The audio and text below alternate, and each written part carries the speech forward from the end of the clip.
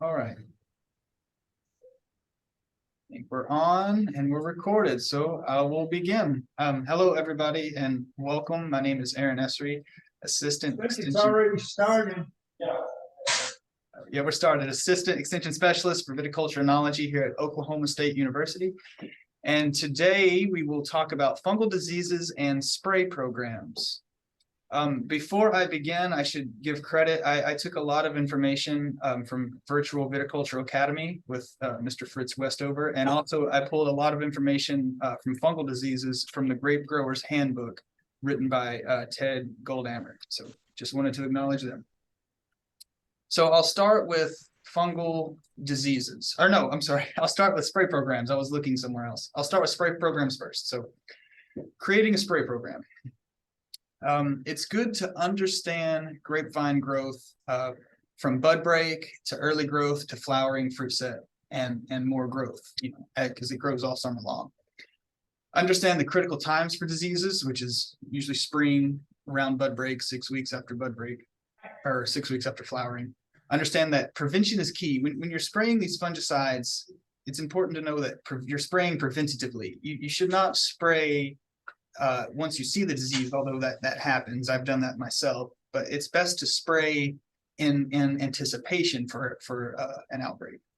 Understand the chemicals, what disease. TV now. I guess. I'm going to mute everybody. Already started. And then understand your mode of action and understand how weather impacts disease pressure. So the growth of the grapevine. Grapevines grow indeterminately. Given enough sunlight and water, they'll grow forever. But they usually grow 10 to 20 inches per week in the spring, so that's a good time for diseases.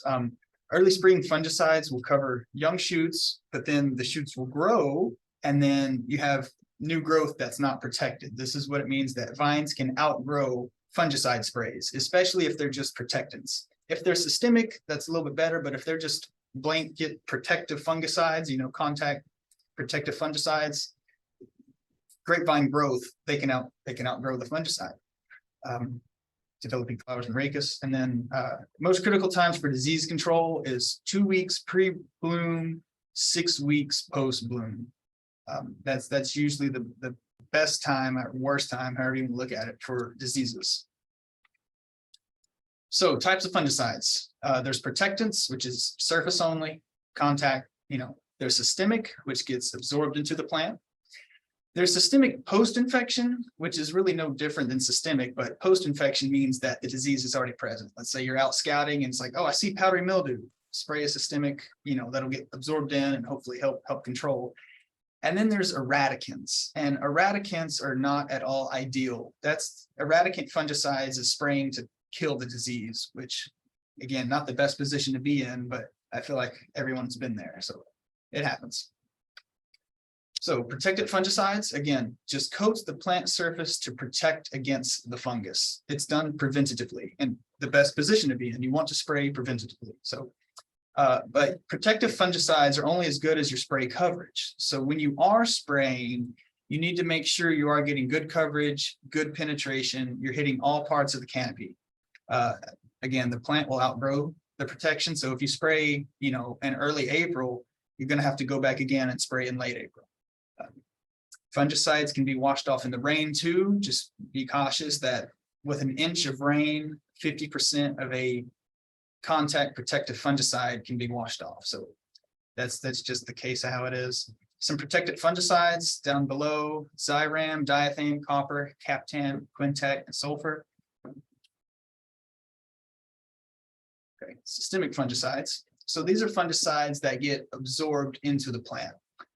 Spray coverage is still important, but what happens is you go through your rows, you spray your canopy, and then within hours, the plant will actually absorb the fungicide and help protect it like that. Systemic fungicides are more rain fast, which means they can't be washed off, or at least as easily, especially once they are absorbed. And it takes hours to become rain resistant. So if it's a good dry day, kind of like today, lots of sunlight, low wind, spray a good systemic fungicide, let it get into the plant, and you're going to be pretty good protected, at least for a few weeks. some systemic fungicides we use, Pristine, Profi, Ridamol, and Rally. So I'm just trying to mute everybody. Nothing personal. Thompson M. I'm sure you've seen a lot of these. I've myself used Pristine and Rally a lot. So systemic post-infection, again, kind of the same thing, but this works to slow or stop a disease that's already been infected. It's not as effective if fungal spores are visible, but again, you've all been in the vineyard, you scout, you see some black rot, it's like, oh, I should spray, it's good. Again, just post-infection to pre-infection, it's always good to stay on the preventative pre-infection side. Okay, and then eradicants. This is the absolute worst position to be in. If you're spraying in response to a disease outbreak, it's not the best, but again, it happens. Fungicides, fungus develop resistance to fungicides. So that's why this is also not so good, is because if you're spraying in response, there's a really good chance that you'll kill some, but the fungicide will also the fungus will also mutate to develop a resistance to that fungicide. So, but there's nothing else you can do but to spray at the same time. And again, you have to get excellent coverage. You have to spray everything really good to try to eradicate a disease. And some eradicant fungicides are oxidates, stylidol, and ribamil.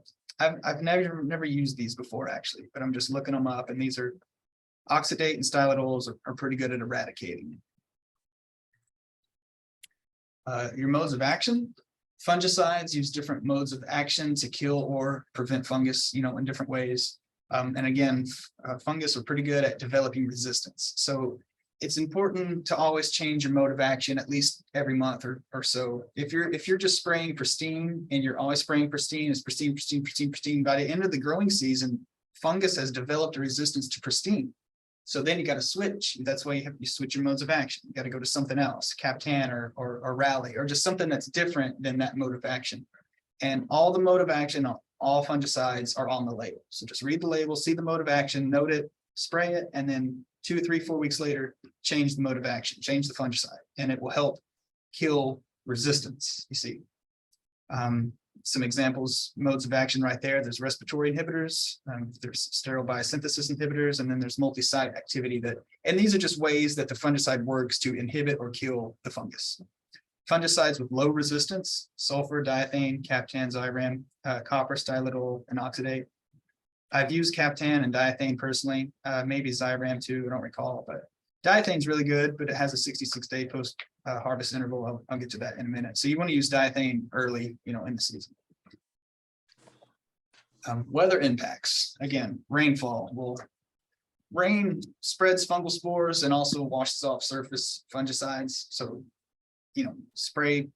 You want to spray before heavy rains, and you want to spray after rains too. But rainfall is really good at spreading diseases. Humidity, higher humidity increases fungal growth and spore germination. So especially if you're in eastern Oklahoma or southeastern Oklahoma, you're going to have much more disease pressure just because of your humidity. If you're in western Oklahoma, it's a bit drier, you're not so much disease pressure, but still some. But higher humidity is usually more diseases. It's almost linear, like higher humidity equals higher diseases, pretty much across the board. But then temperature too. Cool to warm temperature ideal for fungal growth. And that's why springtime is such a disease time, because you have that cool to warming weather. 34 to 85 Fahrenheit is usually the degrees for almost all fungus. Temperature usually above 95 Fahrenheit. So dead of summer, you don't have as many disease pressures because fungus just doesn't grow that hot. Also, the grapevine too usually shuts down at 95 Fahrenheit. So dead of summer is not a problem, but springtime is the problem for diseases. So a spray program. We're talking about actually building a spray program and when to spray, how often I should spray, what to spray. So this is like an outline. Let's say, 2 to 10 inches of shoot growth. I would use manzate diethane, which is a mancozeb active ingredient. Yeah, down at the bottom, you see in the yellow, Menkenzeb has a 66-day post-harvest interval. That's PHI is post-harvest interval. And that means that you can only spray that 66 days prior to harvest. So if you're harvesting in August, you have to count backwards on the calendar and say, okay, I can't spray after June or whenever that day would be. So just note that, and all the labels tell you your post-harvest interval. So early in the growing season, I would hit it with diethane, or Prophyte or Thompson M, Rally, Carbaryl. Carbaryl's an insecticide. I'll get to that later. But then still at fruit set, you can alternate Pristine. Once you have fruit set and your berries start to develop, you probably want to switch to a Rally or a Pristine or Revis Top. Again, I haven't used all of these, but I'm just looking and researching. And then pre-verasion, Captan, Verasion, Zampro, and then 3 weeks before harvest is probably your final spray. I think most fungicides have a 14 to 7 day post-harvest interval. If you're going to harvest September 1st, I can't spray August 15th, so 3 weeks is usually your cutoff time, get your last sprays in. And it just comes with time and experience and knowing your fungicides and your products and what works best for you. This is an example I kind of made, and I made this example off of a real spray program that I used in Fredericksburg. We sprayed 5 times in Fredericksburg, maybe 6 from what I recall. But an 8 spray during a season is good. I mean, again, if you can do it and afford it. I know these chemicals can be expensive, but this is just something I would do, and I'll probably really implement at our research vineyard. Early April, diethane, mid-April, Menkenzeb or Manzate. Diethane and Manzate have the same active ingredient. They're just 2 different brands. And then I would just switch Pristine Rally, Pristine Rally, Pristine Rally. And then again, just to switch another mode of action late into the season, Captan or Zampro.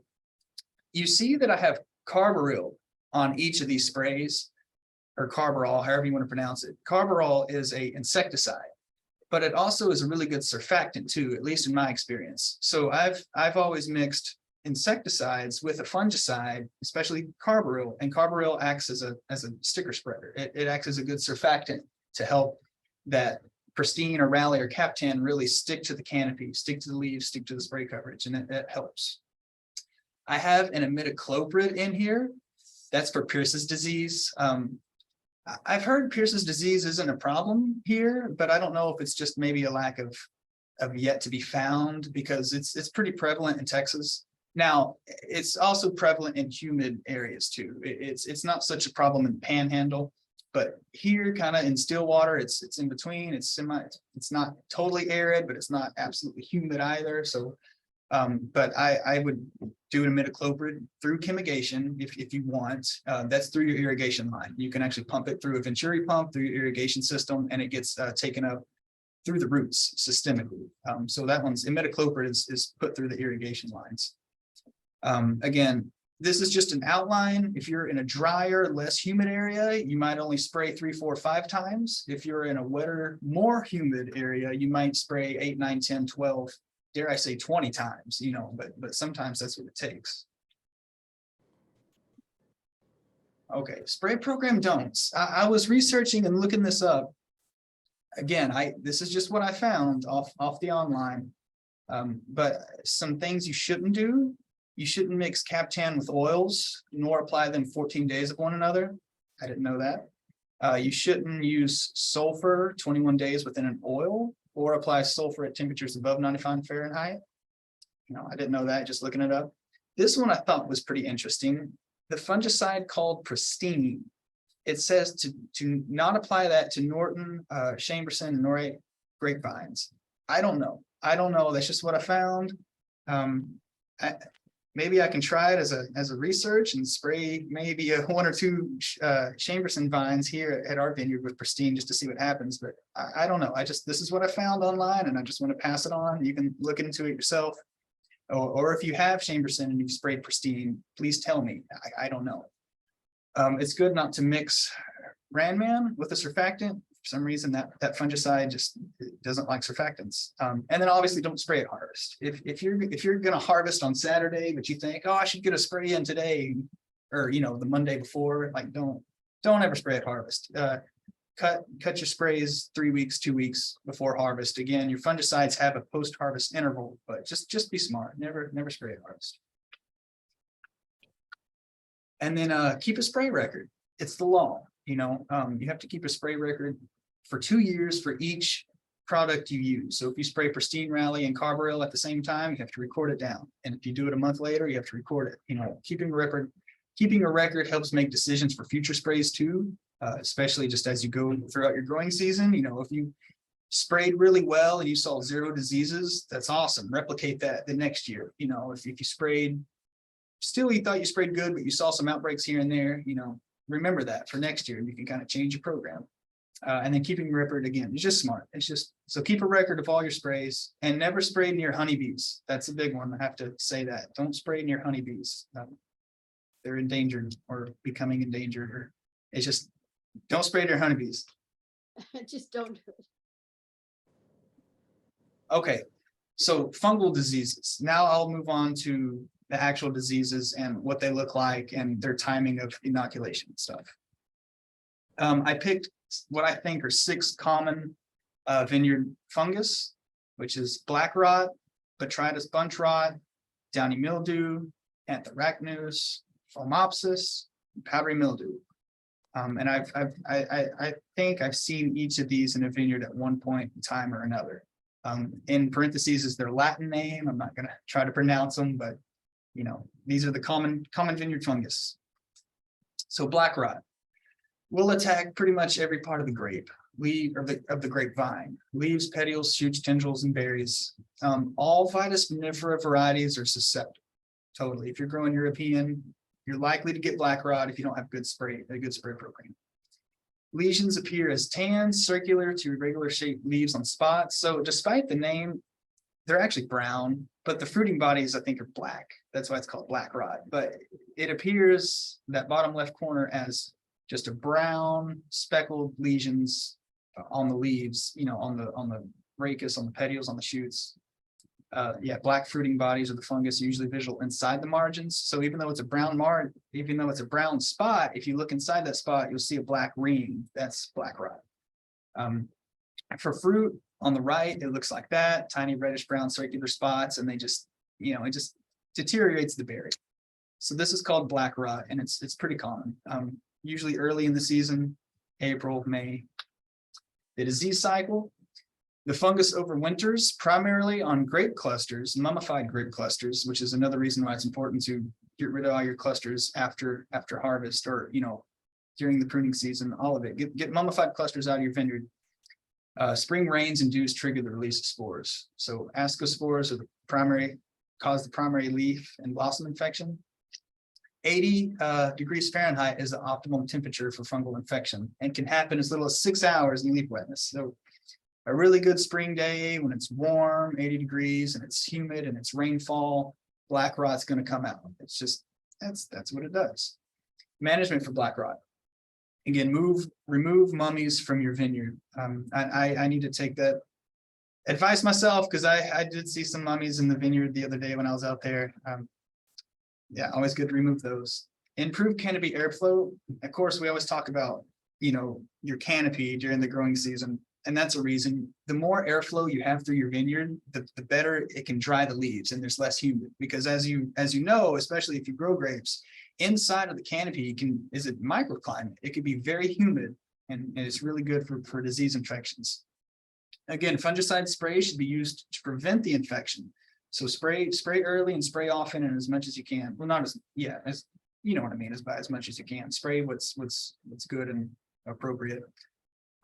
Manzate and Zyram are highly effective against black rot. And then there's some more at the bottom: Rally, Metal, Procure. All those are also pretty good for post-infection. So if you do see a little bit of black rot in your vineyard, you hit it with a Rally, hit it with a Procure, and it should relieve within 72 hours of infection. Botrytis bunch rot, also called gray mold. I've seen this once or twice in my life, but I haven't seen it a lot. It's usually Well, I'll get to it. It attacks soft tissue, grapes, floral parts, the ripening fruit. Tight cluster variety are more susceptible. Zinfandel is very tight clustered, and so it can get some gray rot. I think this is cool weather, if I'm not mistaken. Yeah. It overwinters in sclerotia, which is just a hardened mass of mycelium. Yeah, the fungal growth is spread and enhanced by cool and wet weather. So it's more of a cooler climate, but still, I mean, it gets cold here, so it can happen here. 34 to 86 is optimum temperature for spore germination. And then when spring conditions are suitable, sclerotia will germinate, release spores.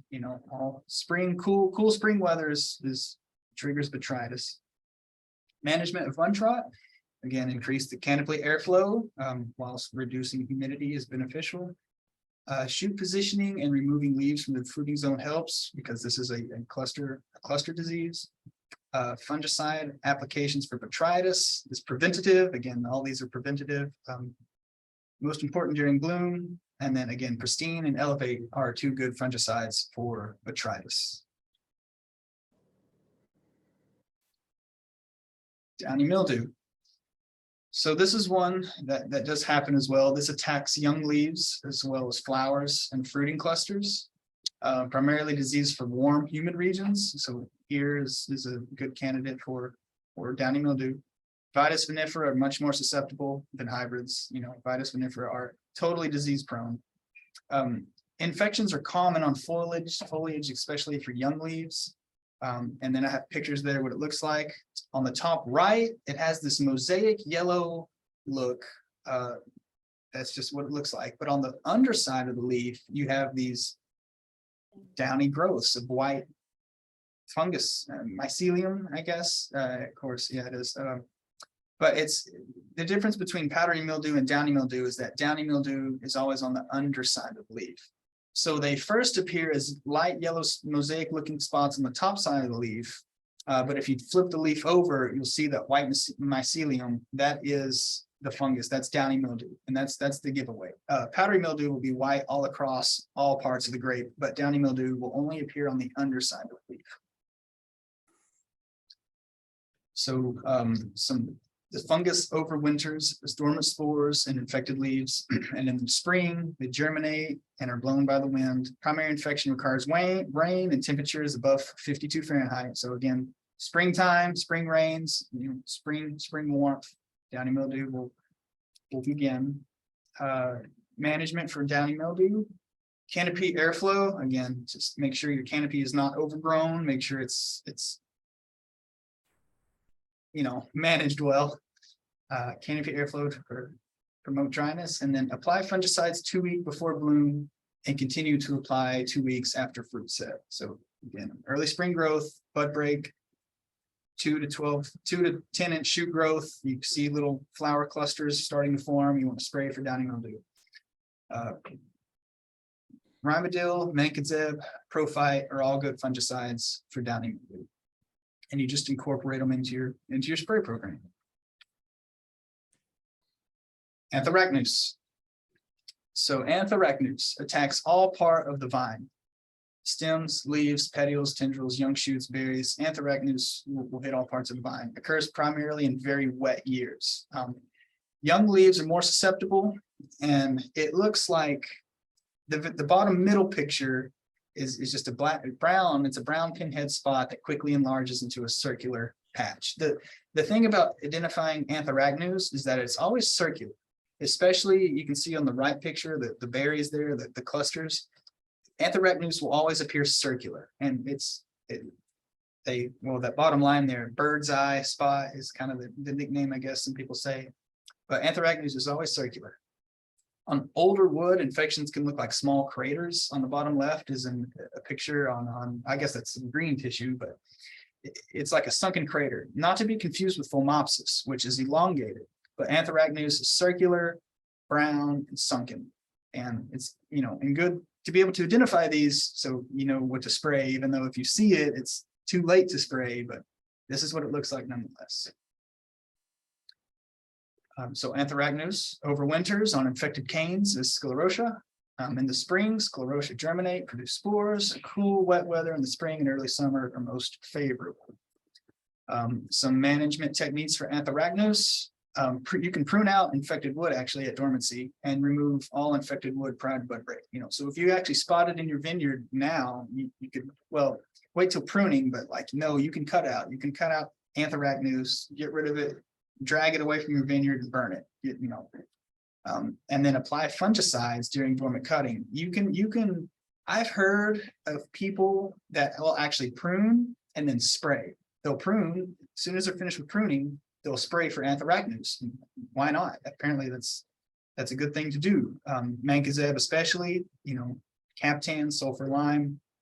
So if you see anthracnose at pruning this year, try to prune it out if you can. And then if you're able, go ahead and apply a dormant season fungicide for anthracnose, and that'll help prevent outbreaks, come March or April.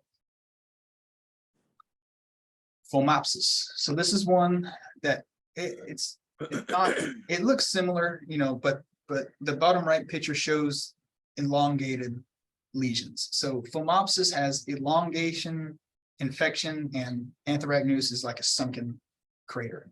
So anyways, phomopsis, this disease is most destruction in cold, wet weather. Inactive in the warm, dry summer months, but may become active again in the fall as wet weather returns. So this is a cooler season infection. Vines produce shoots that die back quickly or fail to produce shoots at all. So phomopsis is usually on the canes or the shoots. Dark black elliptical lesions can appear on the leaves, as you see there. They're very small. It's a zoomed up picture. On the leaf, infections appear small. Black dark centers on the rachis or the canes or the shoots. Lesions are sunken and black and are elongated and can kill clusters. So black fruiting bodies overwinter in infected wood. Again, phomopsis and anthracnose both are on the wood usually. In the spring, spores are released and spread by rain. Spores germinate when temperatures are between 34 and 90 Fahrenheit. Optimum temperatures are between 59 and 68. It prefers cooler weather. Symptoms appear 21 to 30 days after infection, which is kind of unfortunate because you can be infected with phomopsis, in April and not see it until May, which is so just be sure you're spraying for it as well. Prune out infected canes if you're able to. Infection can be prevented by early season application fungicides. Again, Ramolidil, pretty sure I'm pronouncing that right, or any AI of Captan or Zyram. Those are two good phomopsis fungicides. Okay, last one is powdery mildew. And this is one I see almost every year. Every year I've worked at least in a vineyard, powdery mildew is prevalent. It's probably maybe the biggest disease we face. I say that loosely, but I see it often. Powdery mildew affects vineyards worldwide, and Vitis vinifera are highly susceptible to it. Lesions begin as small grayish white patches of fungal growth and appear on the upper surface of the leaf. So not to be confused, downy mildew is on the bottom side. Powdery mildew is all over, actually. It primarily appears on the upper leaf, but can coalesce to cover the entire leaf. Blooming clusters can be infected, causing flower dieback.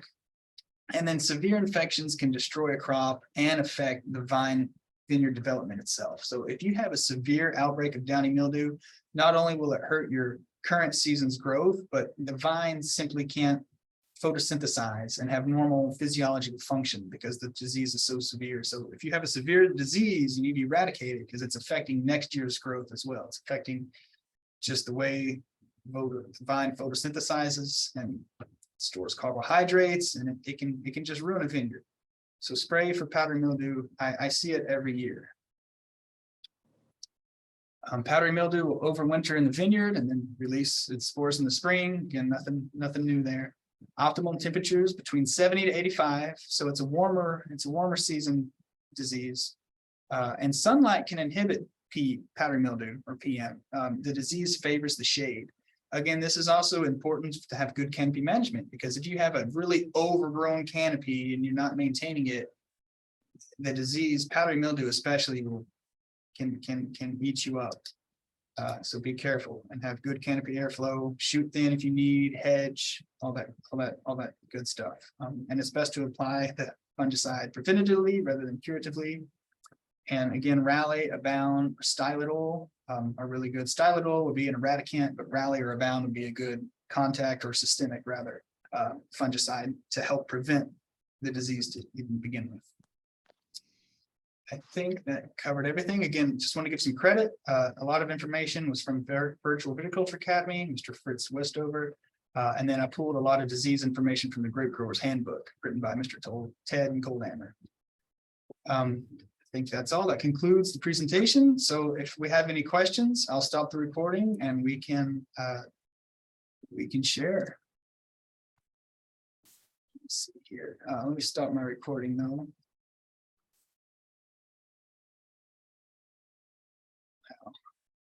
Oh, there we go.